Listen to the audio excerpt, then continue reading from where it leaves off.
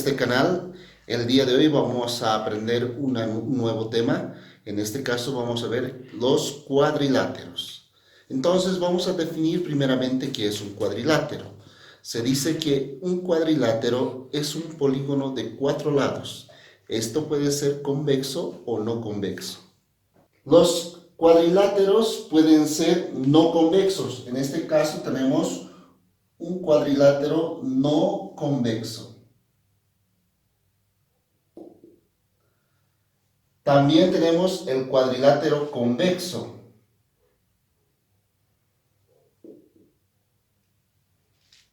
Ahora, más que todo, vamos a estudiar lo que son los cuadriláteros convexos.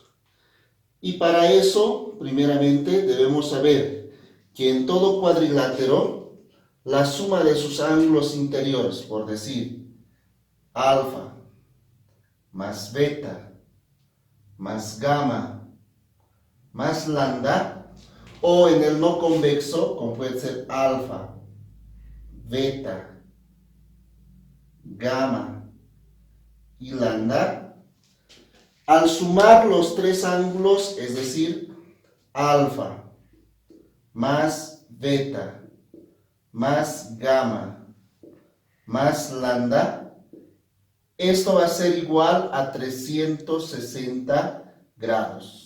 Entonces, en todo cuadrilátero, la suma de sus ángulos interiores es igual a 360 grados. Ahora veamos la clasificación de los cuadriláteros convexos. Los cuadriláteros convexos se clasifican en paralelogramos,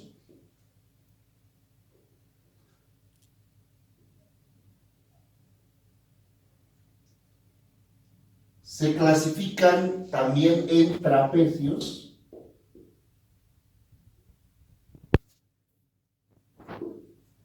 y en trapezoides.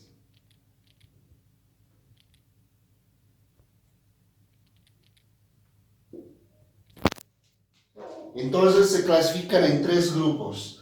Ahora vamos a ver la clasificación en los paralelogramos. En los paralelogramos, el cuadrilátero tiene sus lados paralelos de 2 a 2 y tenemos al cuadrado. El cuadrado tiene sus 4 lados iguales, es decir, que los 4 lados miden la misma distancia. Además que sus 4 ángulos internos también miden lo mismo.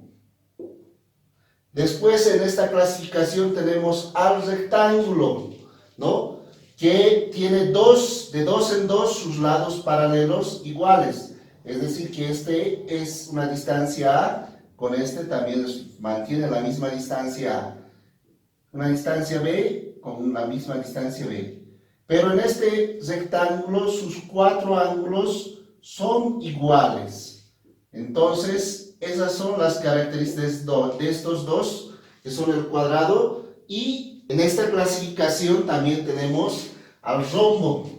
El rombo tiene sus 4 lados iguales. Si este vale A, este también vale A, este también vale A. Sus 4 lados iguales, pero sus ángulos son iguales de 2 en 2. Por decir, este puede ser alfa, y aquí se repite ese ángulo alfa. Aquí puede ser un ángulo beta, y aquí abajo también se repite beta. Esa es la característica del rombo. Ahora, también está dentro de esa clasificación lo que es el romboide. El romboide tiene sus lados de 2 en 2 iguales y sus ángulos de 2 en 2 iguales. Es decir, si este vale A, este también vale A. Si este vale B, este también vale B. Además, sus ángulos, como hemos dicho, son de 2 en 2 iguales. Si esto vale alfa, aquí también se repite alfa. Si esto vale beta, ese beta también se repite en este otro. Entonces, hemos visto la clasificación de los paralelogramos en cuadrado, rectángulo, rombo y romboide. Ahora también tenemos en la clasificación de trapecios al trapecio, que tiene 2 lados paralelos. En este caso, 2 lados paralelos, su característica, y los otros 2 lados que no son paralelos. En la clasificación de trapezoides, tenemos al trapezoide que no tiene ningún lado paralelo entre sí. Por eso se llama trapezoide, además tienen diferentes medidas cada uno de sus lados. Ahora veamos las propiedades de los paralelogramos. En las propiedades de los paralelogramos vamos a decir que sus lados son congruentes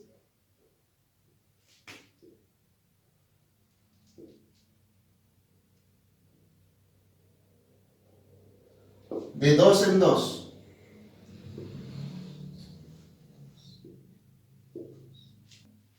Es decir, que sus lados miden lo mismo de 2 en 2. Si este mide A, este también mide A. Si este mide B, este también mide B.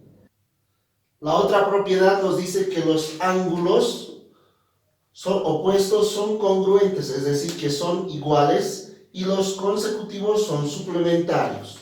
Entonces, si aquí tengo un ángulo alfa, este también va a ser de la misma medida alfa. Si aquí tengo un ángulo beta, este también va a ser un ángulo beta. Además, nos dice que los consecutivos son suplementarios. Quiere decir que si yo sumo alfa más beta, estos dos ángulos me tienen que sumar 180 grados. Entonces, ahí tenemos otra de las propiedades de los paralelogramos. La tercera propiedad nos dice que las diagonales se cortan en un punto medio. Es decir, si yo voy a trazar diagonales en el paralelogramo, estas van a mostrarme un punto medio. Estoy trazando las diagonales en el paralelogramo.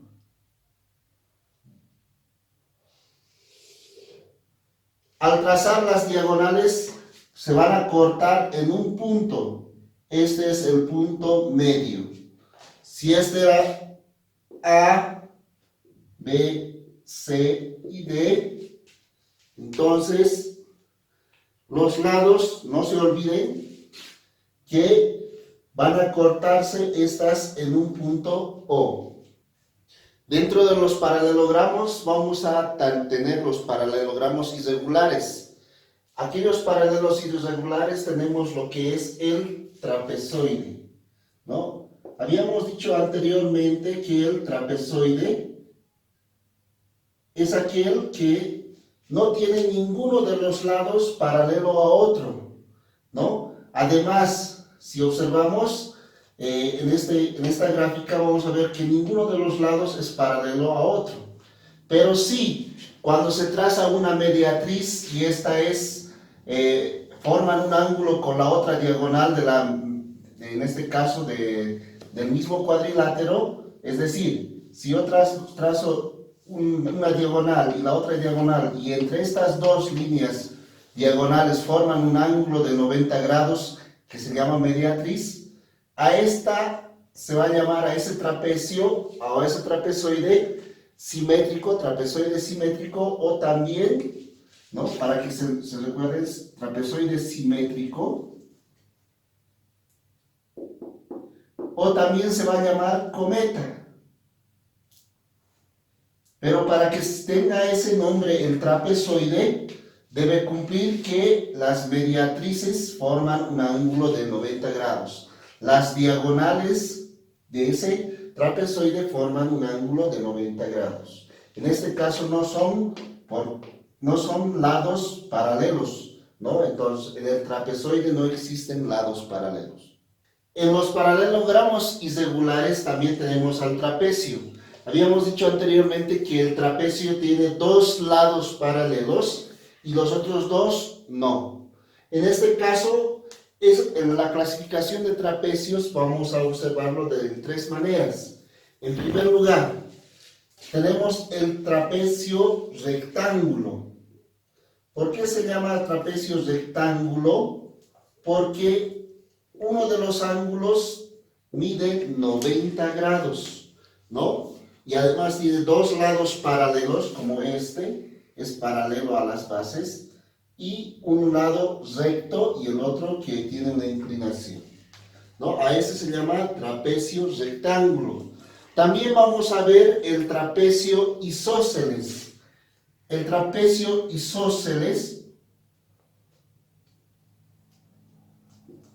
es aquel que tiene las bases paralelas, pero también tienen la misma distancia las inclinaciones de los otros dos lados. Es decir, si este mide A, este también mide A. A ese se llama trapecio isósceles.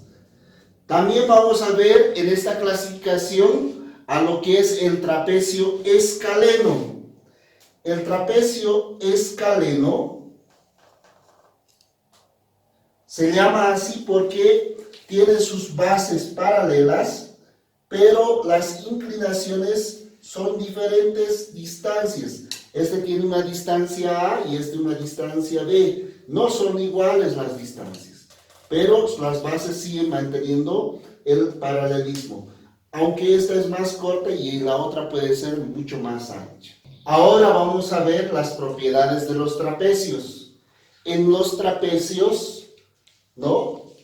Si yo mido en los lados no paralelos del trapecio en la mitad de la distancia, es decir, del segmento AB su mitad y del segmento CD su mitad, y uno de esos puntos medios, en este caso los puntos medios, voy a tener lo que se llama la semirrecta, ¿no? Voy a tener lo que se llama, lo que es la mediana, otros le llaman la recta media o paralela media. Y también nos dice en esta propiedad que si yo sumo las bases, como ser B, C y las dos bases más AD, ¿no? Y lo divido entre dos, voy a tener la distancia del punto M hasta el punto N. Es decir, ¿no? Para calcular, el segmento MN es igual a la suma de los segmentos BC más AD. Esos dos segmentos dividido entre 2. Entonces, si yo sumo las distancias BC y AD y lo divido entre 2, voy a tener la distancia MN. ¿Cuánto mide esa recta paralela media? Otra de las propiedades de los trapecios tenemos que cuando trazamos las diagonales en un trapecio y encontramos los puntos medios, es decir, la mitad de cada una de las diagonales, se traza un segmento en esos puntos medios PQ. Ese segmento viene a ser paralelo, ¿no?, a lo que son las bases. Y para conocer esa distancia, para conocer cuánto mide la distancia o el segmento PQ, se hace una diferencia de las bases, es decir, la base más ancha menos la base más corta. Entonces vamos a decir que el segmento PQ, para hallar la distancia PQ, se debe hacer una diferencia del segmento AD de la distancia AD menos la distancia BC. Y dividimos entre 2. Y de esa manera vamos a obtener la distancia PQ. Ahora nos piden resolver los siguientes ejercicios. Las bases de un trapecio son 120 centímetros y 80 centímetros respectivamente. Hallar el segmento que une el punto medio de los lados no paralelos. Entonces hemos hecho una gráfica de un trapecio, ¿no?, donde una de las bases mide 120 centímetros y la otra base mide 80 centímetros. Nos piden hallar, en este caso, la mediana del trapecio, que viene a ser el punto medio de los lados no paralelos. En este caso debemos hallar M. Nosotros hemos visto que por la propiedad 1 o el teorema 1 nos dice que el punto medio de un trapecio es igual a la suma de las dos bases, es decir, de A más B y dividido entre 2, ¿no? Habíamos visto en la definición a través de segmentos, en este caso tenemos la base A y la base B, sumamos los dos y dividimos entre 2. Entonces, reemplazando, vamos a tener que la mediana es igual a A. A vale 80 centímetros. Más B. B vale 120 centímetros. Y todo eso debe estar dividido entre 2. 80 más 120 se van a hacer 200 centímetros. 200 centímetros dividido entre 2, vamos a tener que la mediana mide 100 centímetros. Con lo que hemos hallado el valor del segmento medio, en este caso, o llamado también mediana, o el punto medio, en este caso, de este trapecio. Ahora veamos el siguiente ejercicio.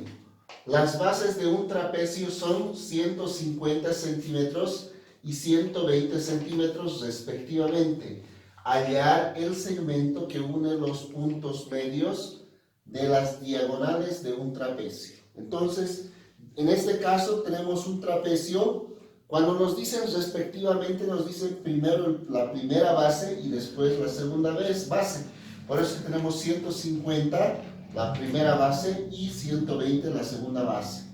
Entonces, nos piden hallar los puntos medios de las diagonales. Hemos trazado las diagonales en el trapecio, ¿ya? Y hemos hallado los puntos medios y nos piden hallar esta distancia. Esta distancia yo lo voy a llamar M, para que sea más comprensible. Entonces voy a hallar la distancia M. Para hallar la distancia M, por el teorema 2 que hemos visto anteriormente, nos dice que debemos hacer una diferencia de la base mayor, que en este caso es A, menos la base menor, que es B. Y todo eso dividirlo entre 2. Entonces, esa es la fórmula que nos va a ayudar a calcular, ¿ya? En este caso, el segmento del punto medio, de las diagonales. Entonces, reemplazando los datos, vamos a decir que M es igual a A, la base mayor, que es 150 centímetros, menos B, que es 120 centímetros. 120 centímetros, todo eso dividido entre 2. Por tanto, haciendo las operaciones, 150 menos 120 se va a hacer 30 centímetros. Y 30 dividido entre 2, vamos a tener que es 15 centímetros, ¿no? Entonces, este segmento M o PQ que está en la gráfica mide 15 centímetros. Yo puedo colocar la solución, puedo decir, por tanto, M es igual a 15 centímetros de longitud. Y con eso hemos hallado la respuesta de este ejercicio.